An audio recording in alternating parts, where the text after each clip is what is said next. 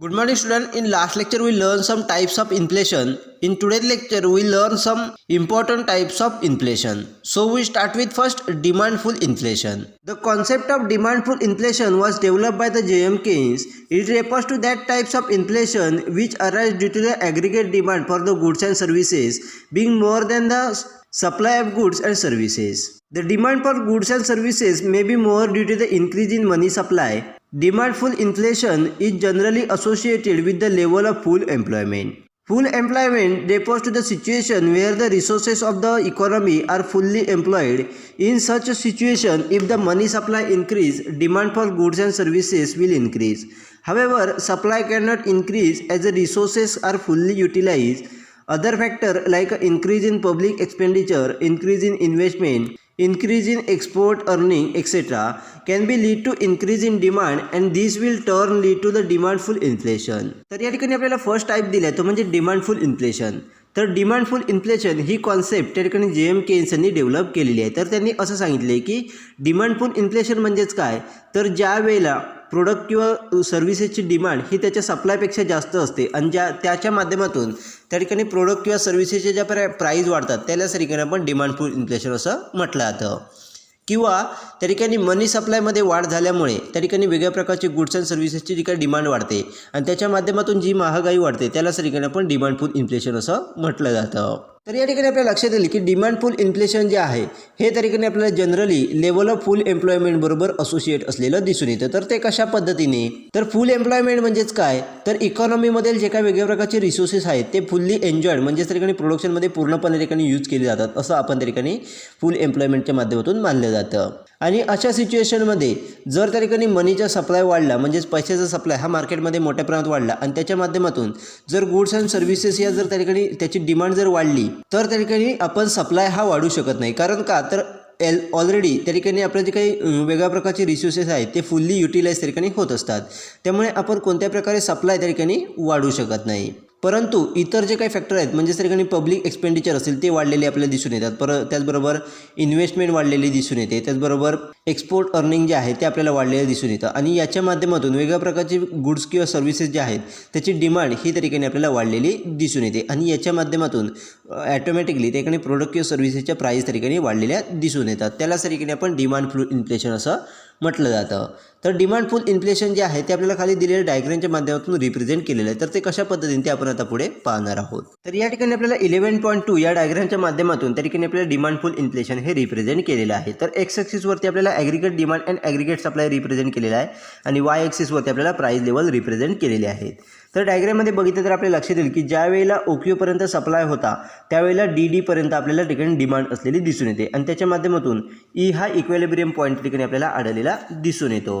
तर त्या पॉईंटवरती ठिकाणी प्राईस किती होती, तर OP पर्यंत आपल्याला प्राईस लेवल त्या ठिकाणी असलेली दिसून येते. त्याच्यानंतर ज्यावेळेला डिमांड ही DD वरून D1 पर्यंत वाढली त्यावेळेला आपल्याला सप्लाय देखील OQ1 पर्यंत वाढलेला दिसून येतो आणि इक्विलिब्रियम पॉईंट देखील आपल्याला E पासून E1 पर्यंत वाढलेला दिसून येतो.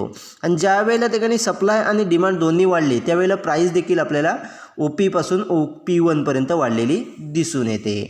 परंतु सप्लायमध्ये होणारी वाढ आणि प्राईजमध्ये होणारी वाढ यांच्यामध्ये आपल्याला डिफरन्स असलेला दिसून येतो. म्हणजे सप्लाय मोठ्या प्रमाणात वाढला परंतु प्राईज ही त्या प्रमाणात वाढलेली आपल्याला दिसून येत नाही. आणि ज्या वेळेला आपल्याला डिमांड ही D1 पासून D2 पर्यंत वाढली त्यावेळेला आपल्याला सप्लाय हा Q2 पर्यंत वाढलेला दिसून येतो आणि त्याच्या माध्यमातून इक्विलिब्रियम पॉईंट हा ठिकाणी E2 आपल्याला आलेला दिसून येतो आणि त्यावेळेला प्राईज ही OP2 पर्यंत वाढलेली दिसून येते. तर या कंडिशनमध्ये आपण जर बघितलं तर प्राईज ही मोठ्या प्रमाणात वाढलेली आहे परंतु सप्लाय हा अगदी कमी प्रमाणात ठिकाणी वाढलेला आपल्याला दिसून येतो. आणि त्याच्यानंतर जर बघितलं तर आपल्याला लक्षात येईल की E2 पासून त्या ठिकाणी सप्लाय कर्व जो आहे तो आपल्याला स्ट्रेट लाईन त्या ठिकाणी गेलेली दिसून येते. म्हणजेच व्हर्टिकल स्ट्रेट लाईन आपल्याला गेलेली दिसून येते. याच्या माध्यमातून आपल्याला लक्षात येतं की याच्या पुढे या पॉईंटनंतर त्या ठिकाणी आपण सप्लाय हा वाढू शकत नाही. म्हणजेच त्या ठिकाणी फुल एम्प्लॉयमेंट सिच्युएशन ही सॅटिस्फाईड आपल्याला झालेली दिसून येते. त्यामुळे आपण कोणत्याही पद्धतीने त्या ठिकाणी सप्लाय हा वाढू शकत नाही. परंतु ज्या वेळेला डिमांड ही त्या ठिकाणी आपल्याला D2 पासून D3 पर्यंत वाढली, त्यावेळेला आपल्याला सप्लाय हा न वाढल्यामुळे त्या ठिकाणी प्राइस ही मोठ्या प्रमाणात आपल्याला वाढलेली दिसून येते आणि इक्विलिब्रियम हा E3 पर्यंत आपल्याला वाढलेला दिसून येतो आणि प्राइस ही आपल्याला OP3 पर्यंत वाढलेली दिसून येते. अशा पद्धतीने ज्या वेळेला फुल एम्प्लॉयमेंट वाढली त्यावेळेला आपल्याला मोठ्या प्रमाणात प्राइस ही ठिकाणी वाढलेली दिसून येते, परंतु त्या प्रमाणात आपल्याला डिमांडच्या माध्यमातून सप्लाय हा वाढला नाही. त्यामुळे हे जे काही इन्फ्लेशन आहे, ही जी काही प्राइस वाढलेली आहे त्यालाच तरी आपण डिमांडफुल इन्फ्लेशन असं म्हटलं जातं. त्याच्या माध्यमातून आपल्याला लक्षात येईल की ज्याप्रमाणे आपल्याला डिमांड वाढत गेली त्याप्रमाणे सप्लाय त्या ठिकाणी वाढला नाही, परंतु आपल्याला प्राइस लेवल त्या ठिकाणी वाढत गेलेले आपल्याला दिसून येतात आणि त्यालाच त्या ठिकाणी आपण डिमांडफुल इन्फ्लेशन असं म्हटलं जातं. अशा पद्धतीने केइन्सन यांनी आपल्याला डिमांडफुल इन्फ्लेशन हे रिप्रेझेंट केलेलं दिसून येतं. According to Keynes, inflation which occur after full employment is attained is known as true inflation. Increase in public expenditure, increase in marginal propensity to consume of the people, higher investment, increased earning through the export and diversifications of the resources from the civilian sector to be defense sector or from the consumer good to capital good industry are considered as a factor responsible for the demandful inflation. तर या ठिकाणी Keynes यांनी असं सांगितलं की ज्या वेळेला फुल एम्प्लॉयमेंटच्या नंतर महागाई वाढते त्यालाच त्या ठिकाणी आपण ट्रू इन्फ्लेशन असं म्हटलं जातं.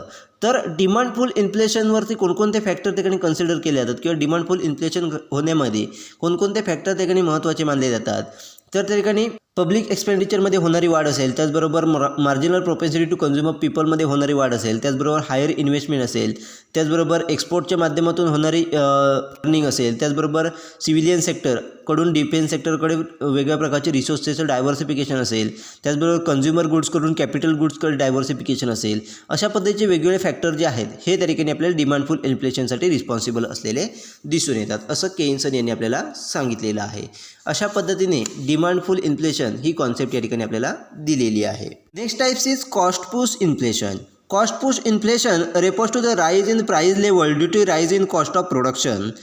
Contrary to demandful inflation, some economists are of the opinion that rise in cost of production will root cause of inflation, and this inflation is also known as cost inflation. Cost push inflation may be occur due to the rise in the wage rate or due to rise in the rate of profit of the various companies of the cost of production. Wages are major component. When the demand for labor is more, wage rate tend to rise. It adds to the cost of production and employees try to pass on this burden to the consumer by increasing in the price. Due to this, cost of living will increase and worker will ask for the further revision in the wages. This gain will result in rise in price. It may start in particular sector but may spread to the another sector in the economy soon. Cost push inflation can be explain with the help of the following diagram. Next ठिकाणी आपल्याला type दिले तो म्हणजेच cost push inflation. तर cost push inflation म्हणजेच काय, तर ठिकाणी कॉस्ट ऑफ प्रोडक्शनमध्ये वाढ झाल्यामुळे जी काही ठिकाणी प्राइस लेवल वाढते त्यालाच ठिकाणी आपण कॉस्ट पुश इन्फ्लेशन असं म्हटलं जातं. म्हणजेच ठिकाणी डिमांडफुल इन्फ्लेशनला कॉन्ट्ररी म्हणून काही इकॉनॉमिस्टने त्यांचं असं ओपिनियन आहे की ज्या वेळेला कॉस्ट ऑफ प्रोडक्शन ज्या वेळेला वाढते त्यावेळेलाच ठिकाणी आपल्याला इन्फ्लेशन हे वाढलं जातं किंवा त्याची रूट इन्फ्लेशनचे रूट हे ठिकाणी आपल्याला कॉस्ट ऑफ प्रोडक्शनमध्ये असलेले आपल्याला दिसून येतात असं त्यांनी सांगितलेलं आहे. तर त्यालाच त्या ठिकाणी आपण कॉस्ट इन्फ्लेशन असं देखील म्हटलं जातं. म्हणजेच कॉस्ट पुश इन्फ्लेशनला कॉस्ट इन्फ्लेशन असं देखील म्हटलं जातं. तर कॉस्ट पुश इन्फ्लेशन जे आहे ते नेमकं का घडतं, तर ज्या वेळेला वेजेस रेट म्हणजेच त्या ठिकाणी वर्करचं जे काही वेतन आहे त्याच्यामध्ये वाढ झाली असेल किंवा जर प्रॉफिट रेटमध्ये ठिकाणी वाढ होत असेल तर त्याच्या माध्यमातून आपल्याला कॉस्ट पुश इन्फ्लेशन हे वाढलेलं दिसून येतं. तर आपण वेगळ्या कंपनीचा जर विचार केला तर आपल्याला लक्षात येईल की कॉस्ट ऑफ प्रोडक्शन हे त्या ठिकाणी आपल्याला मेनली त्या ठिकाणी वेजेसमध्ये मोठ्या प्रमाणात चेंज झाल्यामुळे किंवा वेजेसमध्ये म्हणजेच वेतनामध्ये ठिकाणी मोठ्या प्रमाणात वाढ झाल्यामुळे त्या ठिकाणी कॉस्ट ऑफ प्रोडक्शन ही वाढलेली दिसून येते आणि त्याच्या माध्यमातूनच त्या ठिकाणी आपल्याला कॉस्ट पुश इन्फ्लेशन हे झालेलं दिसून येतं. तर वेजेस रेट जे आहे ते वाढण्यामागचं नेमकं कारण काय, म्हणजेच वेतनाचे रेट जे आहे ते वाढण्यामागचं नेमकं कारण काय, तर ज्या वेळेला आपल्याला लेबरची डिमांड ही मोठ्या प्रमाणात वाढते म्हणजेच लेबर आपल्याला मिळेना होतात किंवा त्यांची डिमांड ही मोठ्या प्रमाणात वाढते त्यावेळेला ठिकाणी वेजेस रेट जे आहेत ते आपल्याला म्हणजेच वेतनाचे रेट हे वाढलेले दिसून येतात आणि ॲटोमॅटिकली त्या ठिकाणी आपली कॉस्ट ऑफ प्रोडक्शन जी आहे ती ठिकाणी वाढलेली दिसून येते. मग एम्प्लॉयर काय करतात, तर ते बर्डन जे आहे म्हणजेच वेजेस कॉस्ट जे आहे किंवा लेबर कॉस्ट जी आहे ती आपल्याला प्रत्येक प्रोडक्टच्या माध्यमातून प्राईसच्या माध्यमातून त्या ठिकाणी कन्झ्युमरवरती ती इन्क्लूड केली जाते.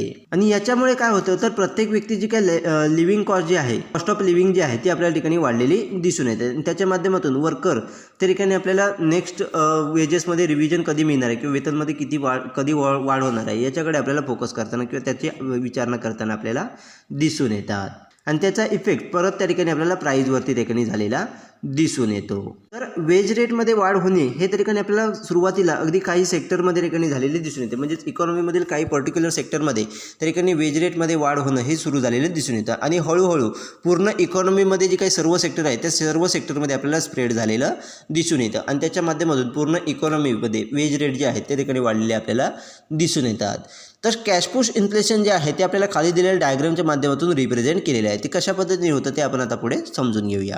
तर या ठिकाणी 11.3 या डायग्राममध्ये बघितलं तर आपल्याला लक्षात येईल की एक्स ॲक्सिसवरती त्या ठिकाणी आपल्याला नॅशनल आउटपुट किंवा रिअल इन्कमचा जो काही सप्लाय आणि डिमांड आहे तो रिप्रेझेंट केलेला आहे. आणि वाय ॲक्सिसवरती आपल्याला प्राईस लेवल रिप्रेझेंट केलेली आहे.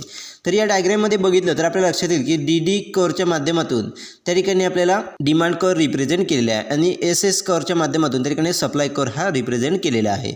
तर हे दोन्ही कर्व जे आहेत ते आपल्याला ई पॉईंटवरती त्या ठिकाणी इंटरसेक्ट करताना दिसून येतात. म्हणजेच ई हा ठिकाणी आपल्याला इक्विलिब्रियम पॉईंट त्या ठिकाणी असलेला दिसून येतो. आणि त्यावरती जर बघितलं तर आपल्याला लक्षात येईल की OP ही त्या ठिकाणी प्राईज आहे आणि त्याच्यावरती क्वांटिटी ऑफ डिमांड किंवा सप्लाय ही त्या ठिकाणी OQ असलेली आपल्याला दिसून येते. परंतु ज्यावेळेला कॉस्ट ऑफ प्रोडक्शन ही त्या ठिकाणी आपल्याला वेजेस रेटच्या माध्यमातून असेल किंवा इतर कारणामुळे त्या ठिकाणी आपल्याला ज्यावेळेला कॉस्ट ऑफ प्रोडक्शन ही वाढते त्यावेळेला सप्लाय कर्व जो आहे तो आपल्याला अपवर्ड शिफ्ट झालेला दिसून येतो. म्हणजे सप्लाय कर्व जो आहे तो आपल्याला SS वरून त्या ठिकाणी S1 पर्यंत आपल्याला वाढलेला दिसून येतो. आणि तो डिमांड कर्वला आपल्याला A पॉईंटवरती इंटरसेक्ट करताना दिसून येतो. आणि त्यावेळेला जर आपण प्राईस बघितली तर प्राईस ही त्या ठिकाणी आपल्याला OP1 पर्यंत वाढलेली दिसून येते.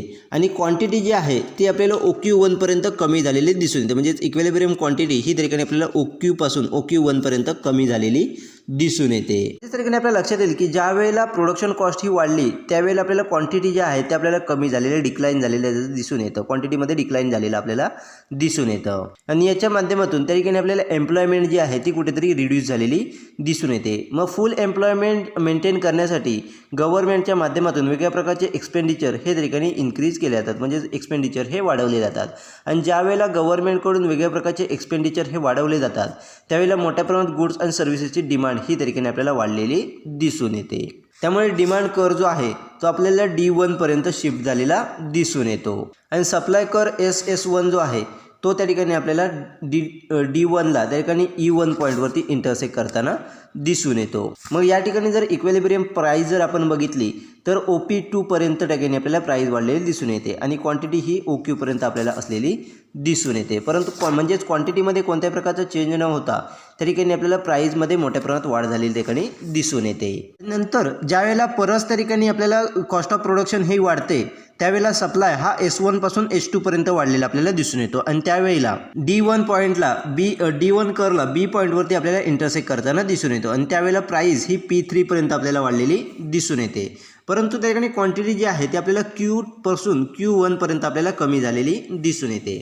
परंतु पुन्हा ज्या वेळेला फुल एम्प्लॉयमेंट मिळवण्यासाठी गव्हर्नमेंटच्या माध्यमातून त्या ठिकाणी वेगळ्या प्रकारचे एक्सपेंडिचर त्या ठिकाणी केले जातात. तर त्याच्या माध्यमातून त्या ठिकाणी डिमांड जी आहे ती परत आपल्याला वाढलेली दिसून येते. आणि डिमांड जी आहे ती D2 पर्यंत आपल्याला वाढलेली दिसून येते. आणि ती सप्लाय कर्वला E2 पॉईंटवरती आपल्याला इंटरसेक्ट करताना दिसून येतात. आणि त्यावेळेला प्राईस ही त्या ठिकाणी आपल्याला P4 पर्यंत वाढलेली दिसून येते. अशा पद्धतीने आपल्याला लक्षात येईल की ज्याप्रमाणे कॉस्ट ऑफ प्रोडक्शन ही वाढत जाते त्याप्रमाणे क्वांटिटी न वाढता ठिकाणी प्रोडक्शन जे आहे प्राईस जी आहे ती ठिकाणी वाढत जाते. त्यालाच ठिकाणी आपण कॉस्ट पुश इन्फ्लेशन असं म्हटलं जातं. Cost push inflation generally occur due to rise in the wage rate. However, it may also occur due to rise in the profit margin. Sometimes wage and profit margin may increase at the same time, and the combined effect of these will result in the rise in the price. When the profit are determined on the basis of markup over the cost of production, and when the markup is increased, it may result in inflation. This inflation is termed as a markup inflation. म्हणजे त्या ठिकाणी आपल्या लक्षात येईल की cost push inflation जे आहे हे जनरली त्या ठिकाणी वेज रेटमुळे त्या ठिकाणी आपल्याला वेज रेटमध्ये वाढ झाल्यामुळे त्या ठिकाणी आपल्याला झालेलं दिसून येतं. तर काही वेळेला त्या ठिकाणी प्रॉफिट मार्जिन वाढल्यामुळे त्या ठिकाणी आपल्याला कॉस्ट पुश इन्फ्लेशन हे झालेलं दिसून येतं. तर काही वेळेला काय होतं, तर वेजेस रेट जे आहेत त्याचबरोबर प्रॉफिट मार्जिन जे आहे ते दोन्ही एका सेम टाईम त्या ठिकाणी वाढलेलं दिसून येतं आणि त्याचा इफेक्ट हा प्राईजवरती म्हणजेच प्राईस त्या ठिकाणी आपल्याला वाढलेली दिसून येते. अशा पद्धतीने वेज रेटच्या माध्यमातून आणि प्रॉफिट मार्जिनच्या माध्यमातून कॉस्ट पुश इन्फ्लेशन हे झालेलं आपल्याला दिसून येतं. तर ज्या वेळेला प्रॉफिट हे त्या ठिकाणी आपण कॉस्ट ऑफ प्रोडक्शनच्या मार्कअप बेसिसवरती त्या ठिकाणी डिटरमाइन करत असतो, त्यावेळेला मार्कअप जो आहे हा त्या ठिकाणी आपल्याला वाढलेला दिसून येतो आणि त्याच्या माध्यमातून महागाई ही वाढलेली दिसून येते. त्याला त्या ठिकाणी आपण मार्कअप इन्फ्लेशन असं म्हटलं जातं. Demand pull inflation sometime may lead to the cost push inflation and vice versa. It is very difficult to ascertain which one lead to the another. When the demand pull inflation occur, worker demand more wages leading to the cost push inflation. This cost push inflation in turn may lead to the markup inflation. Hence, it is very difficult to identify whether inflation is due to the cost push or demand pull. म्हणजेच त्या ठिकाणी सांगितलं की demand पुल इन्फ्लेशनमुळे काही वेळेला आपल्याला cost push inflation हे झालेलं दिसून येतं, तर काही वेळेला कॉस्ट पुश इन्फ्लेशनमुळे डिमांड पुल इन्फ्लेशन आपल्याला झालेलं दिसून येतं. त्यामुळे कोणत्या इन्फ्लेशनचा कोणत्या इन्फ्लेशनवरती इफेक्ट होईल किंवा कोणत्या इन्फ्लेशनमुळे कोणतं इन्फ्लेशन त्या ठिकाणी जनरेट होईल हे आयडेंटिफाय करणं डिफिकल्ट असलेलं दिसून येतं. म्हणजेच आपल्या लक्षात येईल की ज्या वेळेला डिमांड पुल इन्फ्लेशन हे त्या ठिकाणी घडत असतं त्यावेळेला वर्करच्या माध्यमातून वेजेससाठी म्हणजेच वेतनासाठी मोठ्या प्रमाणात ही डिमांड केली जाते आणि त्याच्या माध्यमातून कॉस्ट पुश इन्फ्लेशन हे त्या ठिकाणी आपल्याला निर्माण झालेलं दिसून येतं. आणि ज्यावेळेला कॉस्ट पुश इन्फ्लेशन हे त्या ठिकाणी होतं त्यावेळेला मार्कअप इन्फ्लेशन हे त्या ठिकाणी आपल्याला झालेलं दिसून येतं. त्यामुळे ज्या वेळेला महागाई वाढते त्यावेळेला नेमकी कशामुळे म्हणजेच कॉस्ट पुशमुळे झाली आहे की डिमांड पुलमुळे झाली आहे की मार्कअप इन्फ्लेशन आहे हे आयडेंटिफाय करणं खूप डिफिकल्ट त्या ठिकाणी आपल्याला असलेलं दिसून येतं. Next is stagflation. This is a new types of inflation which emerge in the post second world war period. It refers to the situation where the significant rise in the price level in the accompanied by the higher rate of unemployment. It implies the coexistence of the stagnations and inflation in the economy. During such time, economics experience what is called a jobless growth. तर next त्या ठिकाणी आपल्याला concept दिली आहे तर स्टॅग्फ्लेशन. तर स्टॅग्फ्लेशन ही एक त्या ठिकाणी आपल्याला नवीन टाईपचं इन्फ्लेशन त्या ठिकाणी आपल्याला असलेलं दिसून येतं, जे त्या ठिकाणी आपल्याला सेकंड वर्ल्ड वॉरच्या पोस्ट पिरियडमध्ये त्या ठिकाणी आपल्याला इमर्ज झालेलं दिसून येतं किंवा त्यावेळेला आपल्याला झालेलं दिसून येतं. तर स्टॅग्फ्लेशन म्हणजेच नेमकं काय, तर ज्या वेळेला अनएम्प्लॉयमेंटचा रेट हा ठिकाणी मोठ्या प्रमाणात वाढतो आणि त्यावेळेला प्राइस लेवल ह्या वाढतात त्यालाच त्या ठिकाणी आपण स्टॅग्फ्लेशन असं म्हटलं जातं. याच्या माध्यमातून सर्व गोष्टी या ठिकाणी आपल्याला ठप्प झालेल्या दिसून येतात आणि त्याच्या माध्यमातून इकॉनॉमीमध्ये पूर्णपणे आपल्याला इन्फ्लेशन महागाई ही वाढलेली दिसून येते आणि या पिरियडमध्ये इकॉनॉमी ही त्या ठिकाणी जॉबलेस ग्रोथ ही त्या ठिकाणी आपल्याला एक्सपिरियन्स करताना दिसून येते. म्हणजेच पूर्ण इकॉनॉमीमध्ये मोठ्या प्रमाणात आपल्याला जॉबलेस किंवा अनएम्प्लॉयमेंट ही वाढलेली दिसून येते आणि त्याच्यामुळे जी काही महागाई वाढते त्यालाच त्या ठिकाणी आपण स्टॅग्फ्लेशन असं म्हटलं जातं. The term stagflation refers to the situations of the high inflation along with the high rate of unemployment leading to the low growth rate of national income. The stagflation first emerged in the developed world in the 70s due to the oil crisis in 1973. Countries like USA, UK, France and Germany experience the high rate of inflation and unemployment. म्हणजेच त्या ठिकाणी आपल्याला सांगितलं की स्टॅग्फ्लेशन म्हणजेच काय, तर ज्या वेळेला एखाद्या इकॉनॉमीमध्ये मोठ्या प्रमाणात इन्फ्लेशन म्हणजेच महागाई वाढते त्याचबरोबर त्या ठिकाणी अनएम्प्लॉयमेंट देखील मोठ्या प्रमाणात आपल्याला वाढलेली दिसून येते आणि त्याच्या माध्यमातून नॅशनल इन्कम जो आहे त्याचा ग्रोथ रेट जो आहे तो अगदी लो झालेला आपल्याला दिसून येतो. त्यालाच त्या ठिकाणी आपण स्टॅग्फ्लेशन असं म्हटलं जातं. तर स्टॅग्फ्लेशन हे पहिलं स्टॅग्फ्लेशन हे त्या ठिकाणी आपल्याला 70च्याच काळात त्या ठिकाणी आपल्याला डेव्हलप वर्ल्डमध्ये झालेलं दिसून येतं. म्हणजे ज्यावेळेला 1973 साली त्या ठिकाणी ऑइल क्रायसिस हे झाले होते त्याच्या माध्यमातून USA असेल, त्याचबरोबर UKमध्ये असेल, फ्रान्समध्ये असेल, त्याचबरोबर जर्मनीमध्ये असेल मोठ्या प्रमाणात त्या ठिकाणी आपल्याला महागाईचे रेट हे वाढलेले दिसून येतात आणि त्याच्या माध्यमातून त्या ठिकाणी आपल्याला अनएम्प्लॉयमेंट देखील त्या ठिकाणी वाढलेली दिसून येते. अशा पद्धतीने त्या ठिकाणी स्टॅग्फ्लेशन हे त्या ठिकाणी आपल्याला झालेलं दिसून येतं. तर या ठिकाणी आपल्याला स्टॅग्फ्लेशन होण्यामागची कारणं काय आहेत, नेमकी कारणं काय काय ती या ठिकाणी आपल्याला दिलेली आहेत. तर ती कारणं कोणकोणती आहेत ते आपण आता पुढे पाहणार आहोत. So the first is increase in money supply. Increase in money supply due to the liberal credit policy result in inflation. म्हणजे सर फर्स्ट आपल्याला कारण दिले ते म्हणजेच मनी सप्लायमध्ये होणारी वाढ. म्हणजे ज्या वेळेला लिबरल क्रेडिट पॉलिसीमुळे त्या ठिकाणी ज्यावेळेला मनी सप्लाय हा ठिकाणी वाढतो आणि त्याच्या माध्यमातून त्या ठिकाणी आपल्याला महागाई ही वाढलेली दिसून येते. Next is deficit financing. Deficit financing lead to the more money supply leading to the more demand for the goods and services and higher price. म्हणजे सगळं नेक्स्ट आपल्याला कारण दिले ते म्हणजे डिफिसिट फिनान्सिंग. म्हणजे ज्यावेळेला आपण डिफिसिट फिनान्सिंग किंवा डिफिसिट बजेट ठिकाणी गव्हर्नमेंटकडून डिक्लेअर केलं जातं त्यावेळेला मोठ्या प्रमाणात मनी सप्लाय हा ठिकाणी आपल्याला झालेला दिसून येतो. आणि ज्यावेळेला मनी सप्लाय मोठ्या प्रमाणात होतो त्यावेळेला ॲटोमॅटिकली वेगळ्या प्रकारच्या गुड्स अँड सर्व्हिसेसच्या डिमांड जी आहे ही त्या ठिकाणी आपल्याला वाढलेली दिसून येते. आणि ज्यावेळेला डिमांड वाढते त्यावेळेला जर प्रॉपर प्रमाणात ठिकाणी सप्लाय झाला नाही तर त्या ठिकाणी आपल्याला प्राइस लेवल ही वाढलेली दिसून येते. Next is government policies. If the change in government policies lead to more income in the hand of people then the demand will rise pushing the price level upward. म्हणजे सगळे next आपल्याला दिले ते म्हणजेच government policies. म्हणजे ज्यावेळेला government पॉलिसीजमध्ये change होतात त्यावेळेला आपल्याला इन्कम जे आहे ते लोकांच्या हातामध्ये ठिकाणी वाढलेलं दिसून येतं. आणि ज्यावेळेला इन्कम वाढतं त्यावेळेला ॲटोमॅटिकली डिमांड ही वाढलेली दिसून येते. आणि ज्यावेळेला डिमांड वाढते त्यावेळेला ठिकाणी आपल्याला प्राइस लेवल या वाढलेल्या दिसून येतात. म्हणजेच गव्हर्नमेंटच्या माध्यमातून जर समजा ठिकाणी गव्हर्नमेंट एम्प्लॉयची सॅलरी वाढवली किंवा फार्मरला ठिकाणी लोनच्या माध्यमातून जर ठिकाणी सूट देण्यात आलं, रिलीफ देण्यात आलं, या प्रकारच्या वेगवेगळ्या पॉलिसीच्या माध्यमातून जर लोकांना ठिकाणी मनीच्या माध्यमातून रिलीफ देण्यात आलं किंवा जास्तीत जास्त पैसा हा लोकांच्या हातामध्ये दिला गेला तर त्या ठिकाणी आपल्याला महागाई ही वाढलेली दिसून येते. Next is rise in the price of crude oil and increase in cost of production. The price of crude oil in 1970 increased significantly affecting many countries. USA experienced stagflation in the 70s due to this oil shock. When the oil price go up, cost of productions of many goods and services rise, affecting production and employment. Next त्या ठिकाणी आपल्याला reason दिले ते म्हणजे ज्यावेळेला crude ऑइलची price त्या ठिकाणी वाढते किंवा कॉस्ट ऑफ प्रोडक्शन ज्यावेळेला वाढते त्यावेळेला आपल्याला स्टॅग्फ्लेशन हे झालेलं दिसून येतं. म्हणजे ठिकाणी आपल्या लक्षात येईल की ज्यावेळेला 1973 साली क्रूड ऑइलच्या प्राइस ह्या मोठ्या प्रमाणात वाढलेल्या होत्या त्यावेळेला वेगवेगळ्या कंट्रीजमध्ये स्टॅग्फ्लेशन हे आपल्याला आलेलं दिसून येतं. त्यामध्येच USA देखील त्या ठिकाणी आपल्याला 70च्या काळामध्ये त्या ठिकाणी आपल्याला स्टॅग्फ्लेशन हे आलेलं दिसून येतं. तर ते कशा पद्धतीने नेमकं होतं तर ज्यावेळेला क्रूड ऑइलची प्राइस ही वाढते त्यावेळेला ॲटोमॅटिकली आपल्याला वेगळ्या प्रकारची गुड्स अँड सर्व्हिसेसची जी काही प्रोडक्शन कॉस्ट आहे ही त्या ठिकाणी आपल्याला वाढलेली दिसून येते. आणि ज्यावेळेला प्रोडक्शन कॉस्ट वाढते त्यावेळेला ठिकाणी प्रोडक्शनवरती त्याचबरोबर एम्प्लॉयमेंटवरती त्याचा चुकीचा परिणाम किंवा वाईट परिणाम आपल्याला झालेले दिसून येतात आणि त्याच्यामुळे महागाई ही वाढलेली आपल्याला दिसून येते. Next is subsidies. Modern government provide a subsidy for the number of things like a food subsidy, power subsidy, educational subsidy, etc. All these increase the government expenditure resulting in more money supply and inflation. Next या ठिकाणी आपल्याला cost दिला आहे तो म्हणजे subsidies.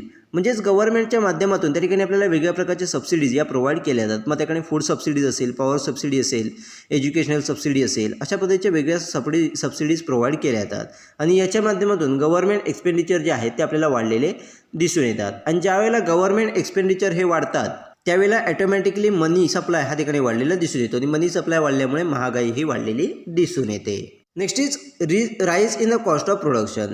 When the cost of production rise, price of the goods and services tend to rise. Many factors like a rise in the wage rate, hike in the tax rate, shortage of material, lack of skilled labor, hike in the fuel price, etc. increase the cost of production, resulting in inflation and stagnation. Next या ठिकाणी आपल्याला cost दिले तो म्हणजेच rise in the cost of production. म्हणजे ज्यावेळेला cost of production हे वाढतं त्यावेळेला आपल्याला वेगळ्या प्रकारच्या गुड्स अँड सर्व्हिसेसच्या प्राईस त्या ठिकाणी आपल्याला वाढलेल्या दिसून येतात. म्हणजेच एखादी वेज रेट वाढल्यामुळे असेल, त्याचबरोबर टॅक्स रेटमध्ये हाईक झाल्यामुळे असेल, त्याचबरोबर मटेरियलच्या शॉर्टेजमुळे असेल, त्याचबरोबर स्किल लेबरच्या कमतरतेमुळे असेल किंवा फ्युअल प्राईजमध्ये वाढ झाल्यामुळे ठिकाणी आपल्याला मोठ्या प्रमाणात कॉस्ट ऑफ प्रोडक्शन ही वाढलेली दिसून येते. आणि ज्यावेळेला कॉस्ट ऑफ प्रोडक्शन वाढते त्यावेळेला आपल्याला महागाई ही वाढलेली दिसून येते. Next is regulation and protection. Through various policies, government regulate the production and distribution which affect the supply side. Along with these, laborers are given a protection through the Minimum Wage Act, social security measures, etc. These result low productivity and low supply. म्हणजे सगळे next आपल्याला reason दिले ते म्हणजेच regulation and protection. म्हणजेच गव्हर्नमेंटच्या वेगवेगळ्या पॉलिसीच्या माध्यमातून आपलं जे काही प्रोडक्शन असेल त्याचबरोबर डिस्ट्रीब्युशन असेल याच्यावरती वेगवेगळ्या प्रकारची रूल्स अँड रेग्युलेशन हे घातलेले दिसून येतात. याच्या माध्यमातून त्या ठिकाणी आपल्याला सप्लाय साईडवरती इफेक्ट झालेला दिसून येतो. त्याचबरोबर जे कोणी लेबर्स असतील त्यांना देखील वेगवेगळ्या ठिकाणी मिनिमम वेज ॲक्टच्या माध्यमातून असेल, त्याचबरोबर सोशल सिक्युरिटी मेजरच्या माध्यमातून असेल, या वेगवेगळ्या माध्यमातून लेबररला ठिकाणी प्रोटेक्शन आपल्याला दिलेलं दिसून येतं आणि त्याचा इफेक्ट हा आपल्याला प्रोडक्टिव्हिटीवरती आणि आपल्या सप्लायवरती झालेला दिसून येतो. अशा पद्धतीने वेगवेगळ्या कारणामुळे त्या ठिकाणी आपल्याला स्टॅग्फ्लेशन हे झालेलं दिसून येतं. नेक्स्ट या ठिकाणी आपल्याला दिले ते म्हणजेच इफेक्ट्स और कॉन्सिक्वेन्सेस ऑफ स्टॅग्फ्लेशन, म्हणजे स्टॅग्फ्लेशनचे इफेक्ट कोणकोणते आहेत किंवा कॉन्सिक्वेन्सेस कोणकोणते आहेत ते या ठिकाणी आपल्याला दिलेले आहेत. तर ते कोणकोणते आहेत ते आपण नेक्स्ट लेक्चरमध्ये पाहणार आहोत.